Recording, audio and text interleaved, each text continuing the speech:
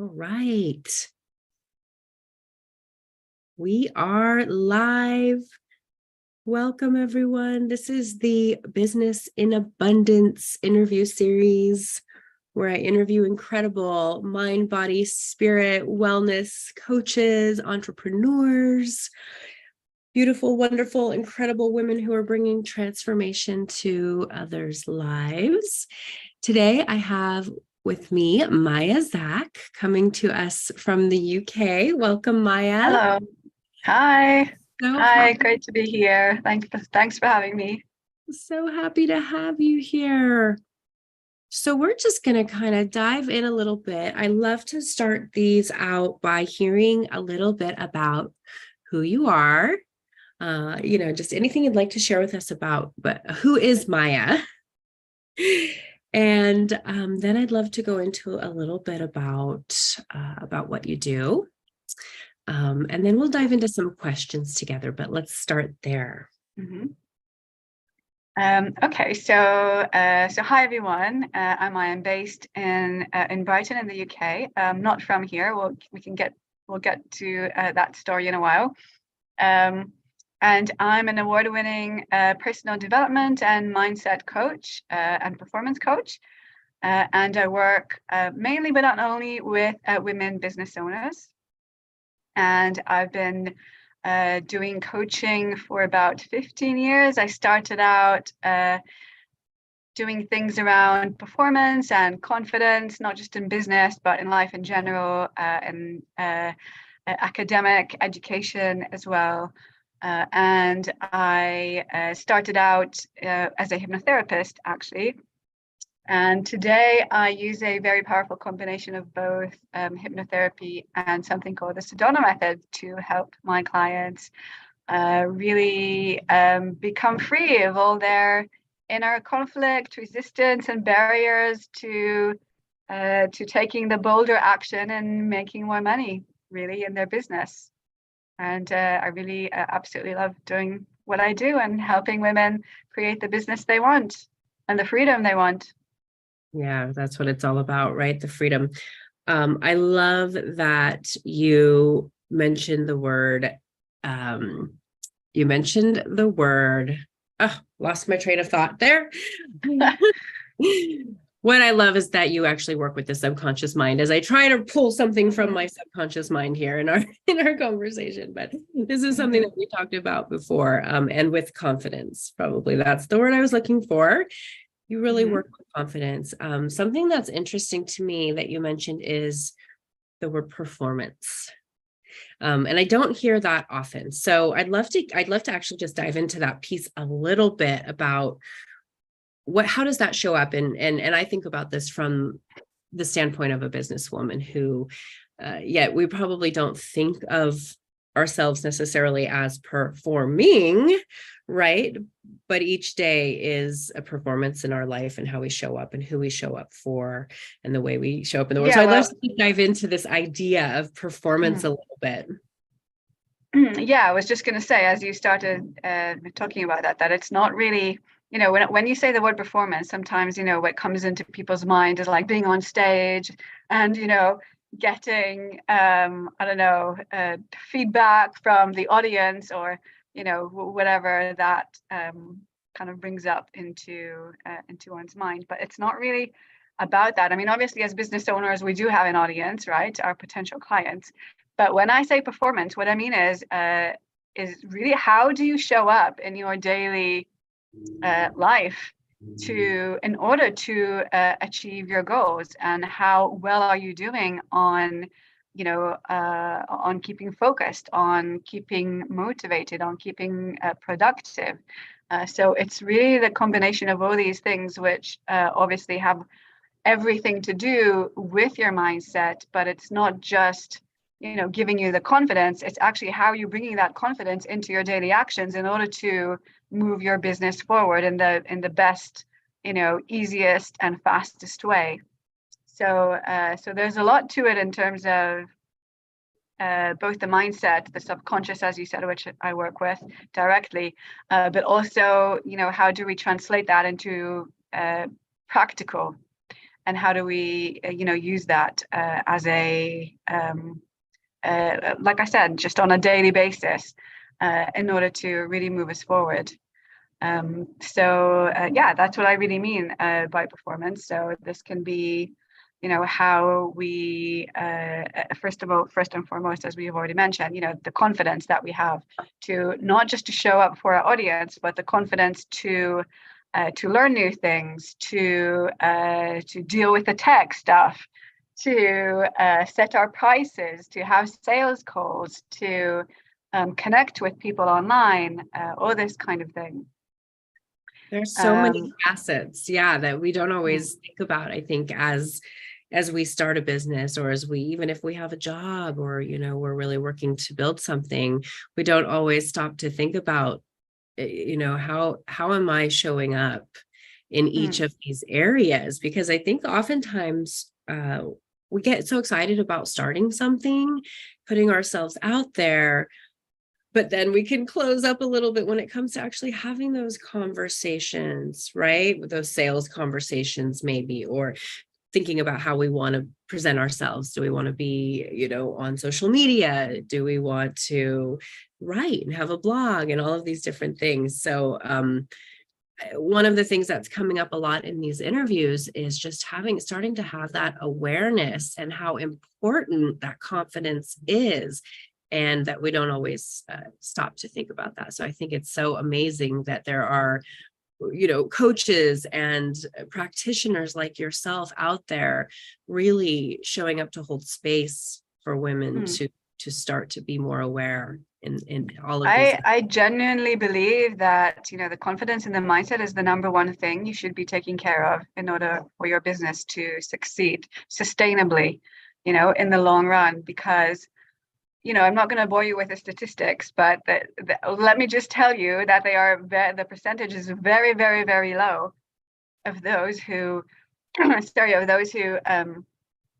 consistently, keep going with their business, and of those who actually succeed and hit their income goals. And the reason is not because they're not skilled at what they do. It's not because they haven't got the talent. It's because they're lacking the mindset. And, so many times I see people making the same mistake, which is prioritizing marketing first.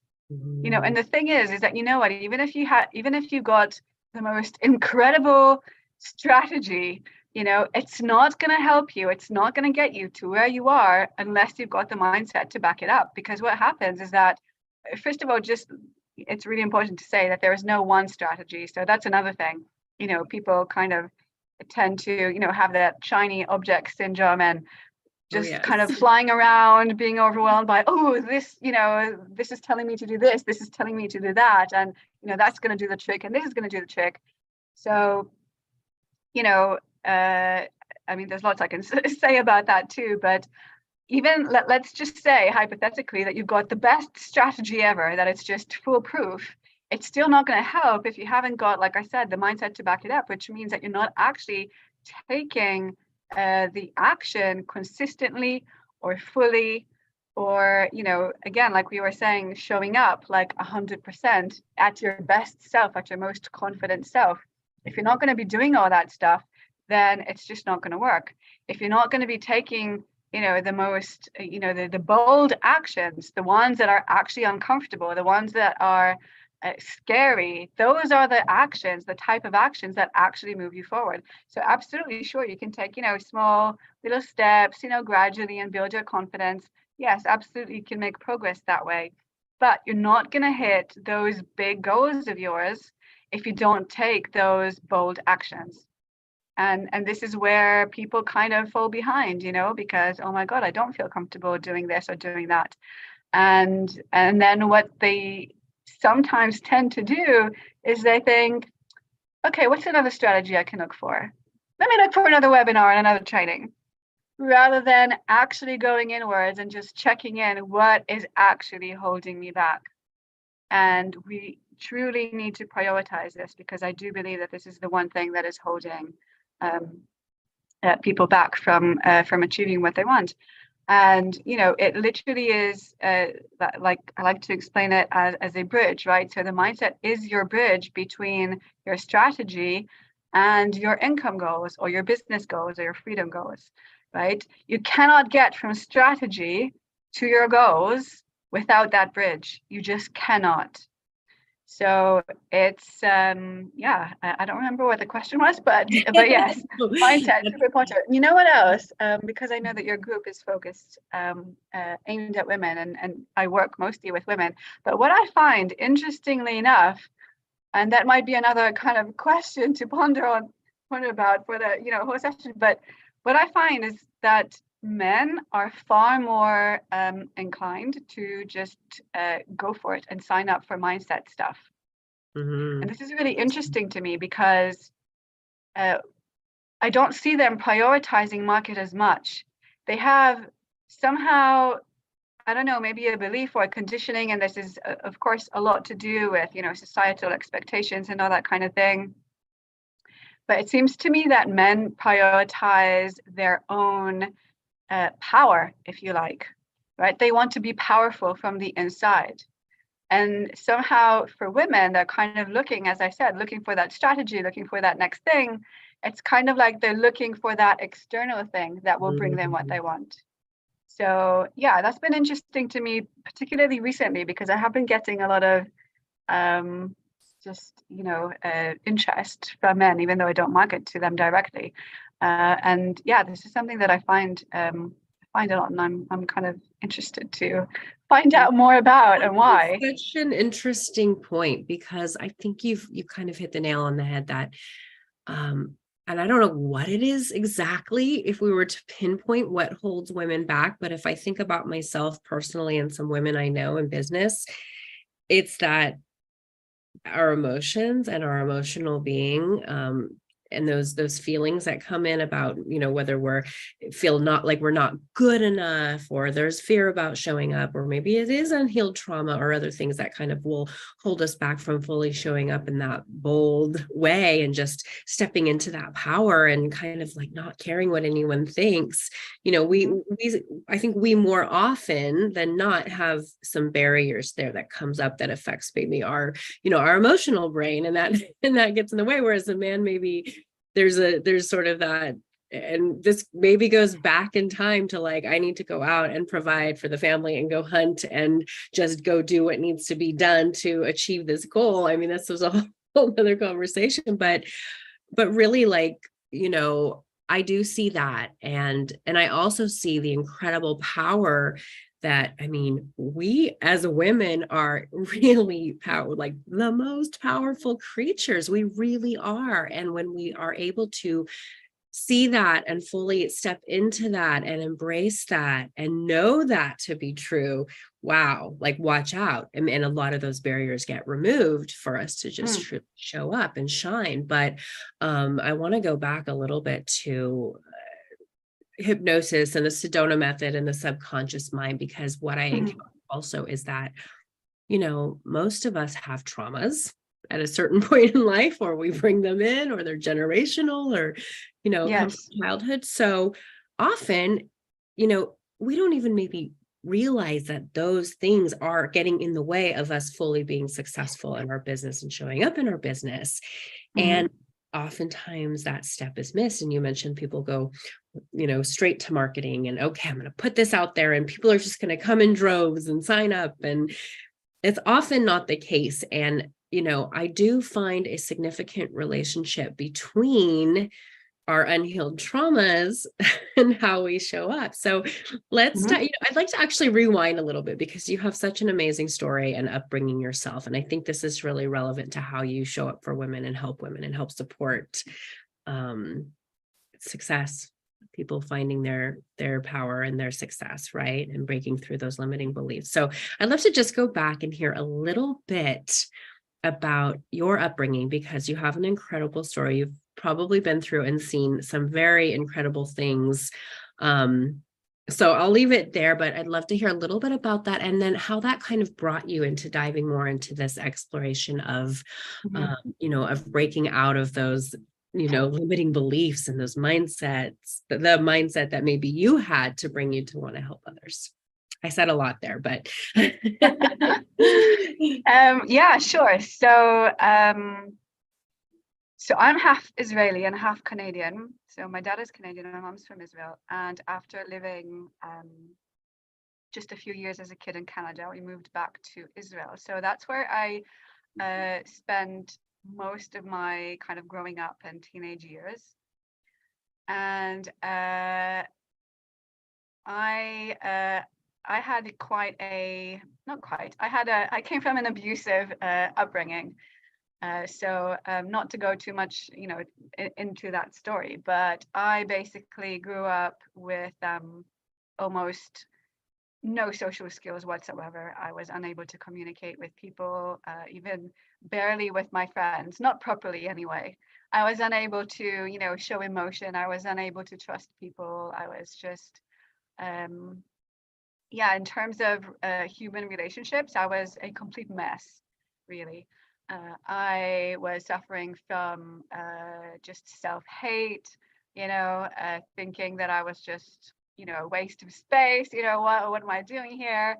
That kind of thing. So, this kind of I'm not good enough belief was absolutely, definitely, running through me in many shapes and forms. Basically what happened was that when I got to be 18 years old, as everyone does in Israel, I had to go to do the military service, which is mandatory, so I had no choice. And I mean, that in itself is a whole story. I did not want to be there. I do not, we're not going to make this political, but I do not believe in that at all. Mm-hmm. And so and women have to do it for 2 years. So men do it for 3 and women do it for 2. And you can imagine that's a really long time, right? Especially when you're 18 years old, right? And you're just supposed to be out there, learning about, how to live out there in the world and become independent. And suddenly you're in this, system where you're just following orders from random people you don't know. So that's what it was like. It was really a nightmare, but what good came out of it was that in the end, I was, kind of like counting not just the days, or literally counting the minutes, when do I get out of here? And when that moment finally came, I thought I would be, this free person, and, my whole life would change and it would all be, sunshine and rainbows, and I would be, going out there and doing what I want and being who I want and, living my life happily and joyfully, leaving my home and just doing whatever I wanted. And what I found was that it was nothing like that. That I was, finally free of the army. And then I began to realize that, all my blocks were, my own blocks. They were internal, so all the stuff that was holding me back from this so-called idea of freedom that I had in my mind was all my own stuff. And so that's when I kind of really started to go into just, wanting to become more self-aware, basically, and really get clear and accurate on, what were those blocks. Now, obviously, I had all this trauma going on, so that was a huge thing. But at the time, I still didn't realize how much that was impacting my programming, if you like, all my beliefs around who I am, and what I'm capable or incapable of. But there was this one particular thought that was just so disturbing to me, like in a good and bad way at the same time. It was like, I was thinking, okay, so I have all this, basically all this shit going on, right? And I'm a mess and I don't know how I'm ever gonna, become free of this. But what would happen if, hypothetically, what would happen if some accident happened, or I don't know, something fell on my head and I just lost my memory? Right? What would happen? Like, I would wake up tomorrow and I would be able to do whatever I wanted to do. Nothing would be stopping me. Right. And that thought was really disturbing to me, because I thought, like, oh my God, how is it possible that if I just didn't have this memory, then I would be free? I would have that freedom that I want. Right. And it really kind of like something there, like just, annoyed me. And it was just like, oh, like, how is this possible? Because if I can just be free just like that, just because I'm not thinking about my past, or I don't have that story in my head, why can't I just not get to that without having something fall on my head? Right. So, and that's, when I started to realize that it's not so much the memory itself, but it's the identification with it. Right. So what happens is that we have, the history and, and all the stories and, the traumas and all that, but I don't have to identify with it. I don't have to, stick to that story and saying, okay, this is who I am. And definitely not, this is who I'm going to continue to be. That is so Right? powerful. So once I started realizing that, that's really, like I said, that was a turning point for me, that, this whole period of time. And I started to just really, work on it. Basically, how can I be free? How can I be free? I just started to become obsessed with this idea of freedom. Like, no matter what, this is like the one and only thing that I care about in life, is just to be free, and it wasn't even so much going into, practically free or financially free or that kind of stuff. It was just free to be whatever there wasn't even a me. I just wanted to be free to be whoever I wanted to be in every given second, It's so like being reborn. It's like being reborn. One thing I love about that exploration is just being curious about possibility. What if, like, I didn't remember all of these things and I was just, I think of being reborn and that saying, wherever you go, there you are, right? Like even though you had come out of this intense, dark experience that made you maybe feel a lot of negative feelings and anger, resentment, I'm not sure, but even this uncertainty of who you were, and those thoughts, those beliefs, those stories were following you around, right? Even though you were out, but then you began to be curious. And so I think about, like, where would you say somebody could start, if maybe they don't even know that that they're trapped by their own mind or their own thoughts. So how could someone just start to embrace this idea of curiosity and possibility and move through that in their life? I'd love to hear just any tips, methods, techniques, or way to start transitioning. Or maybe a woman is asking herself, do I have limiting beliefs holding me back from fully being present, showing up, shining, and being, in that state? Yeah, I mean, the two, main blocks that we all have, at one point or another, are going to be fears and limiting beliefs. It always comes down to that. And the thing is, I would say the first thing to do is to sit down with yourself with the intention of truly becoming aware of where you're at and where you want to be, and the gap between the two. And self-honesty is like, is a must, because I could have easily, not wanted to look at what fears I had, or, not identify the beliefs, because it can be, obviously very uncomfortable. Right? And I was full of fear, absolutely full of fear, full of anger as well, as you said. Yeah, but but freedom was more important to me than being comfortable. I mean, it's not comfortable, right? We're suffering inside, but it's comfortable to not look at it. Right. So I decided, no, I'm going to do whatever it takes. I want this freedom more than anything. And so I started just to really identify and just to admit to myself, okay, I have this fear and I have this belief that I'm not good enough. And I have this belief that, I'm unable to communicate with people, or nobody wants to listen to me, or, whatever, those kind of things that were going on at the time. And the thing that I discovered then very early on was self-hypnosis.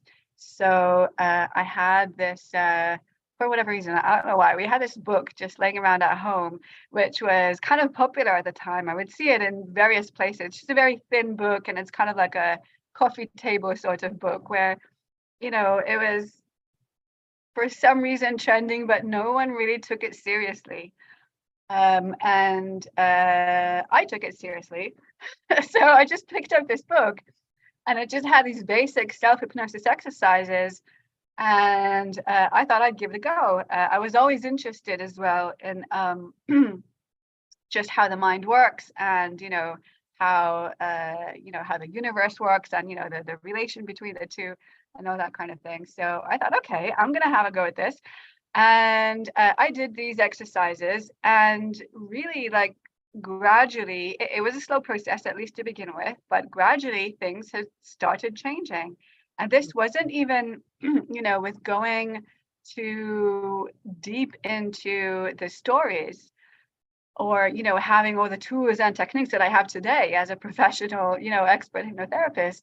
It was literally just doing very basic stuff, which was along the lines of just relaxing yourself, getting yourself into a trance or meditative state of some sort, and then using visualization and affirmation techniques. That's all it was, like, super simple. And even that on its own already made big differences to me. And even if it wasn't completely like reprogramming all the stuff that was going on, because there was a lot of stuff going on, it's not going to be as straightforward. But as you said, it was just about really opening up the possibilities, right? So the more I was using it, the more I was aware of the possibility that it doesn't, that this doesn't always have to be a part of me. So gradually I was kind of creating this detachment between me and my past stories. So this is kind of like where it all sort of began to, develop, really. Because it is about, like I said, it's about letting go of our attachment, of our identification with the stories. So even if you're not going to, make life transforming, changes, then at least, you can do that.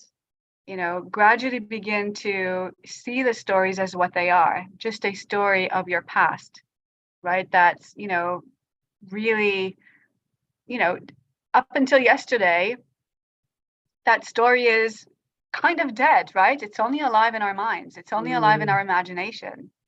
In this moment, anything that you tell me about yourself, everything that I'm sharing with you now is just a story, right? Because in this moment, all I am is just empty awareness and presence, right? And if I don't feed myself with a story of who I am, then I can be anything in this moment. And so that's how I kind of got into self-hypnosis, really. And then when I finally moved out of Israel, and by the way, it was also really important to me that when I left, it wasn't leaving in order to leave behind. It was leaving from a place of kind of closure, and I feel good, and now I can move on towards something. That was really important to me to do, because I didn't want to escape anything. Yeah. Which so often I think we do, whether consciously or subconsciously. I'm going to do this, or this relationship, or this job, or move to this place. And so I love that. It's about it, for you, at least, it was really about closure. Yeah. And so I left Israel because Israel is just not the place for me.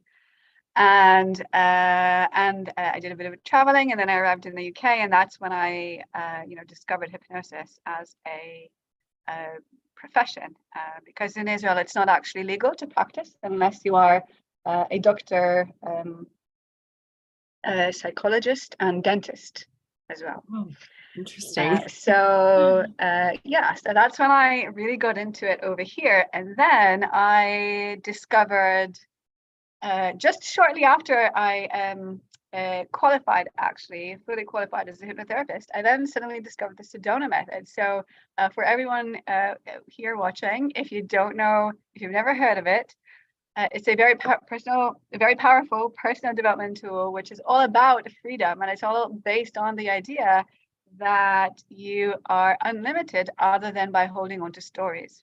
So it basically gives you a tool, very practical, ridiculously simple and easy tool to just drop these stories. So these can be feelings, thoughts, beliefs, attachments, resistance, inner conflict, anything and absolutely everything. And when I discovered this, it was just, it was perfect. It was just talking about all the stuff, that I believe in, and all the things that I kind of, resonated with so powerfully. And there it was, a very practical tool to do just that. And I was like, oh my God, why didn't I discover this before? What am I going to do now with hypnosis? Because hypnosis is it's such a complex tool to be using with people. Why would I do that when I can just use this? So it kind of threw me into confusion for a while. But you were able to actually combine a bit of both now in what you do? Yes, absolutely. So, I mean, for the first, I don't know, maybe a couple of years after I discovered it, I was like full on, okay, I'm just doing this. I'm doing this because it's so much easier and simpler, not just for me as a practitioner, but also for the person, for my clients who are coming in.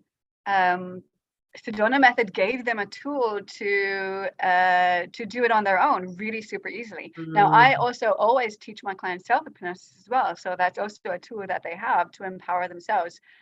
But with hypnosis, you kind of have to, you have to practice to really get the most benefit out of it, similarly to meditation, right? It takes some time to get really skilled at it. But with the Sedona method, it's nothing like that. Whatever I would do with you in a session, you just take and you use and it works. There's just no practice involved. You don't need to get better at anything. Does that help people to like clear blocks quickly or move through that story? Clear anything and everything. Literally, it releases any kind of limitation, any barriers, any blocks, and it's just so fast working. But then what happened was first of all, I had people who were coming to me specifically for hypnosis. And I realized, okay, I shouldn't, be shoving onto them the Sedona method just because I know it's easier and faster. But also I came to realize that, just with everything, like with everything, not everyone wants to work with everything. And so and also I just absolutely love hypnosis. It's so much fun as a practitioner and as well to have it done. I don't know if you've ever had hypnosis done, but it's just a little bit, but so I don't think I've ever dove deep. Oh, go ahead. Sorry, yeah, so I was just gonna finish that. So basically I then decided to combine the two tools together. And today, the way I work with it is a very powerful kind of combination that I've come up with, which is basically what we do in a program. So for example, I have a 90-day program, and so this is 12 sessions. So out of these 12 sessions, we have 9 sessions Sedona method and 3 sessions hypnosis. And the way I like to work with this is we first use the Sedona method in order to clear you out and basically deprogram you from all the limitations and the blocks and the barriers, as we said. And then that's when you are in the ideal state to work with hypnosis, because then you're just empty. You haven't got all the stuff going on there. And that's the ideal place to be in order to then bring in with the hypnosis, to bring in the new programming. And this is so much better and so much faster and easier, because if you were to work with just hypnosis on its own, then yeah, absolutely, you can reprogram your mind. But there's a lot to work with. There's a lot of mind stuff to get through, in order to really kind of, change things from all directions to have, not just temporary, but meaningful, lifelong transformation, which is what we want, obviously. So, to empty yourself using hypnosis, also you have to deal with, one thing at a time. You have to, address each topic at a time, Whereas with Sedona method, you can address, a number of things at a time. And not only that, but once you do release one thing, or one area, or on one topic, then that directly will affect other areas as well. So basically it's just so much easier. You just basically empty yourself, and once you're empty, you put in the new. And I find that it's just the most effective way of working with these tools that I've found. Really. It sounds like such a potent and powerful process. And I love this idea of being able to go in and sort of empty some of that programming and those beliefs, and then reprogram with, whatever it is you want, right? Are you able to really kind of affirm and put in that reprogramming what you want and what you're hoping to achieve? Is that like, how does that work? Yeah, exactly. And this is the thing, is like we were talking about earlier, we are free to be who we are. Like, what is stopping me, apart from programming, apart from a memory of who I was until yesterday? There is absolutely nothing stopping me. But you get to write the new story, you get to create it. Exactly. That's exactly what that's about. I love that. So if people want to experience this or work with you, can you tell me a little bit about some of the ways? I know you just mentioned you have a 90-day program. What are some of the other ways people could begin to dive in and explore this or experience your incredible techniques? Sure. Well, the 90-day program that I mentioned is called the Rise and Shine program, and that is specifically for women in business, usually in their kind of beginning of their journey. When I say beginning, I really mean anywhere between 0 up to even 4 years or so, because sometimes that's how long it takes to get stuff running. 100%. And I know that sounds like a long time, but it is a long time, and it's realistic. So please, anyone who's listening, don't fall for all the 6 figures in 90 days or 10K months in 6 months. And there's so much of that out there. It takes time.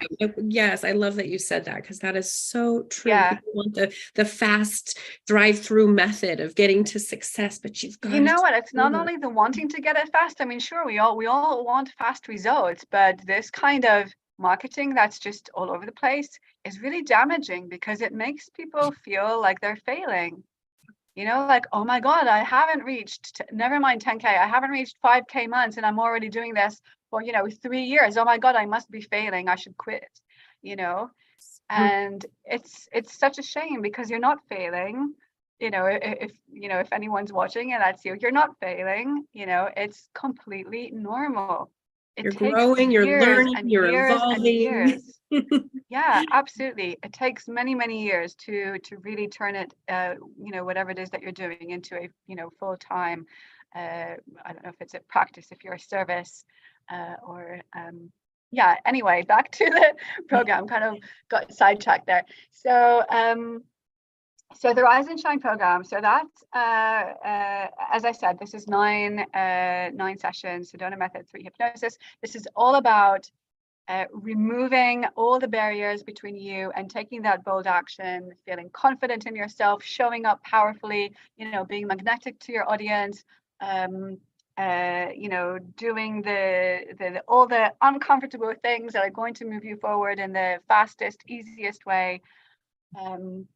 Fear of visibility, fear of failure, imposter syndrome, focus, keeping up your motivation, all these kind of things that we really, really need as business owners to just get super on it, basically.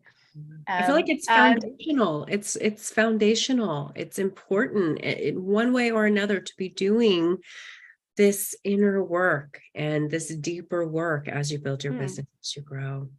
Yeah, absolutely. And like I said, I think I said, I don't remember, but anyway, it has even been shown, time and time again, in research, that, the critical factor that drives success is not your business plan, is not your business skills, is not your marketing. It is going to be your mindset, because again, also, it does take time, and you are going to face so many challenges, and so many disappointments and so many frustrations, and so many things that are uncomfortable for you to do, and so many new and learning experiences.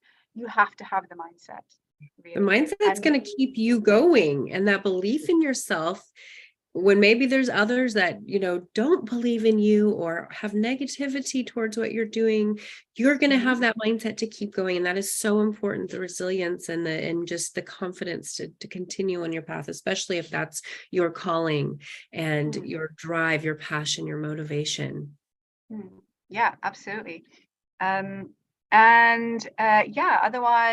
if you're only interested, if you're really curious about the Sedona method, then I also offer a six session Sedona method program.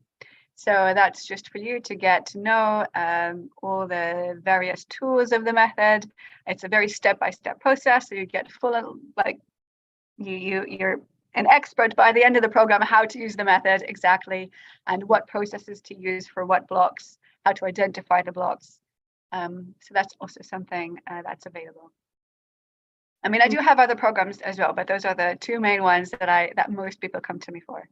Incredible. Well, I will also be sharing all of Maya's links on this presentation, ways to get in touch with her, and who is the person that comes to you? What is the prompt for them to say, okay, I'm ready, I want to dive into this? Is it usually curiosity, or what is the impetus?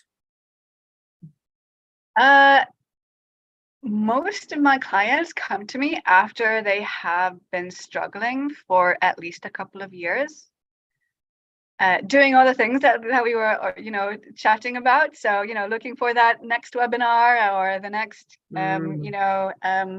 marketing magic that's going to turn things around overnight. So they've been doing this for a while, so maybe a couple of years, and that's when they start to realize that actually maybe it's not the marketing that's an issue, that maybe there's something else that's holding me back from showing up 100% and from doing what I need to do.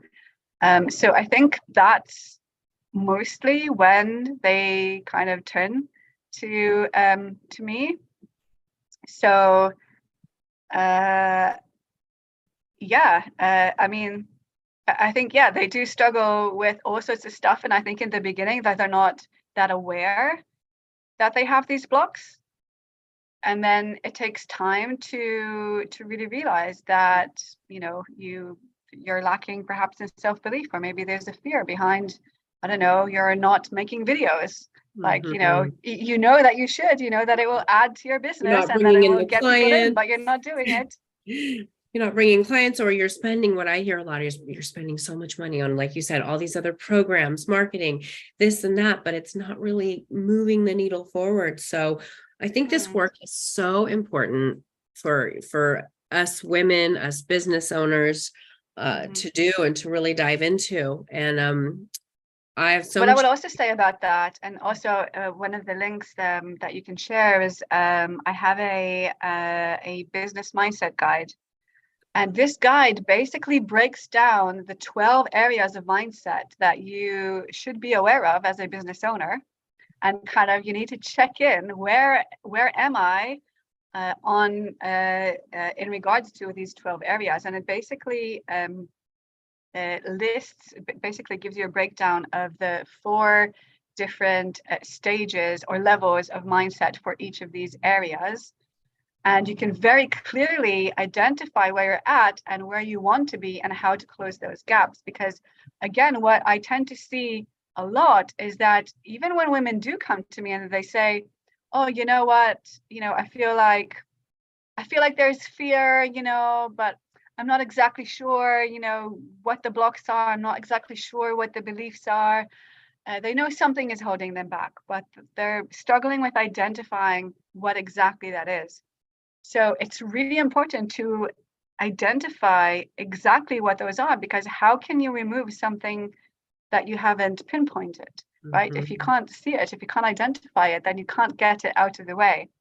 So this is also so important if you're doing any kind of, work on your own as well. So I do highly recommend to download this guide and and get really clear on where you're at and where are some gaps that you might want to close. And there are, of course, also tips on how to close them. That sounds like an incredible tool. I will post the link, so please download and dive into this guide a little bit to kind of help get you started. Thank you so much for being here today, Maya. I've loved our conversation, and I think this is just really something we need to start thinking about more, putting action to, starting to look at those limiting beliefs, and working with a mentor, a coach, someone like Maya is such an incredible way to really be accountable and be on the path and really move to the next level. So I recommend reaching out to her, downloading her guide, checking out her programs. Do you have any final words for us today, or one tip that a woman watching this could use right now? Maybe aside from the guide, I recommend you all dive into that guide to start thinking about moving into clearing those blocks and those limiting beliefs. And is there a yes, I do have a like tip. A simple technique? Yes, my tip is, when you're focused on your goals, and if you are, particularly if you are into visualization and affirmation kind of work, what we sometimes tend to do is we focus on the external goals, the things we want to achieve. Instead, my tip is to, as a goal, focus on your future self and who you're going to become, who you're going to be as that person who achieved those goals. Because that is your ultimate goal. You want to turn into that person, right? And if you turn into that person, the external goal will be taken care of because she's doing the things and she's achieving the things, right? And the other thing is that really this person that we want to become, for internal goals, those are 100% under our control, right? External stuff, sometimes yes, sometimes no, it depends, but internal goals are absolutely entirely under your control. So why not focus on that, right? And that's works. Going to... I can tell you that this method really, really works. And those external things start to become magnetized towards you when you fully step into who you want to become, and really like the visualization. And I also love to recommend embodying it as much as possible. You already are. Well, exactly. And that is the turning into that person, right? But I'm even saying, go further than that. So rather than on, for example, if my goal is I want to, get 5 clients a month, let's say. So if that was my goal, instead of, focusing on that, I should ask myself, okay, so this person who is getting 5 clients a month, how is she feeling? How is she thinking? Okay, what is different? What is the difference between her, me and her? And then that is going to be your goal instead of the 5 clients. Okay, so my goal is going to be, I have, unstoppable self-belief, and I am enjoying, I'm enjoying making, videos, something like that. If they think that videos is something that would get them the clients or more clients. Right? So you want to focus on who are you and what kind of actions are you taking, rather than on the end result of that, because that will come if you turn into that person. Yes, absolutely. I love it. Well, thank you so much, Maya. Please reach out to Maya if you have any questions or want to dive into this further, explore this further, learn a little bit about self-hypnosis and the Sedona method and some of the ways that you can start to really unpack all of those self-limiting beliefs and let them go. Step into who you are, who you already are. So thank you so much, Maya. Thank you. Thank you so much, Rachel. It's great to be here. And thank you, everyone.